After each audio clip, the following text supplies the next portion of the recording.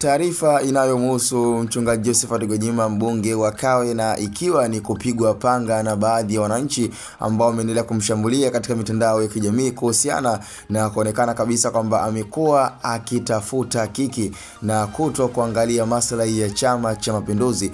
Nafikiri hao wote wamekuwa ni moja ya wanachama na wanaharakati wa kisiasa ambao wamekuwa wakikubali itikadi na vile jitihada na juhudi za Mheshimiwa Rais Samia Suluhu Hassan, ambapo kiwalisia baada ya kuweza kuzungumza na kuweza kuitisha press conference ya waandishi wa habari, katika yale aliyoyazungumza kuna baadhi ya wanachama kutoka katika vyama vingine walikuwa wakionyesha support na kukubaliana kile alichokizungumza. Tuliweza kuona hata kwa baadhi ya viongozi wa Chama cha Demokrasia na Maendeleo, akiwemo makamu mwenyekiti wa chama hicho ambaye ni John Heche, tuliweza kumuona Godbless Lema, lakini pia na baadhi ya zile peji kubwa ikiwemo peji ya Sativa pamoja pia na peji ya Kigogo ambao amekuwa akimsupport sana mchungaji Josephat Gwajima. Sasa kwa baadhi ya sehemu tofauti kwenye upande wa mitandao amekuwa akisemwa vibaya na kuonekana kwa sasa hivi Gwajima ni kama anatafuta kiki, yani yote kwa yote ni attention ambayo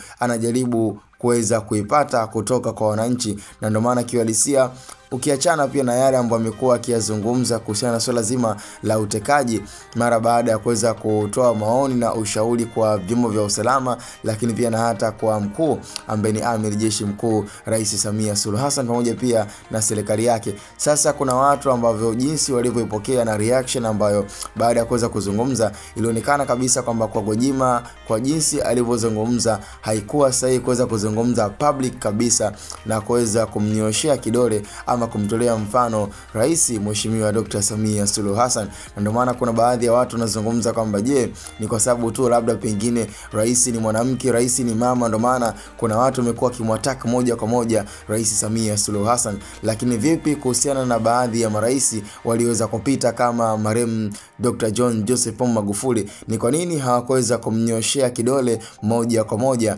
Ama kwa sababu tumeweza kupata rais mwanamke, na ndio maana kuna wakati kuna baadhi ya watu wamekuwa wakitolea mifano hata ambayo kiwalisia haifai na inaleta chuki na kuchochea chuki kwa Watanzania kwenda kwa rais wao. Na hili lote nafikiri linazungumzwa sana katika mtandao wa kijamii na kila mmoja akijaribu kuweza kuzungumza kwa upande wake.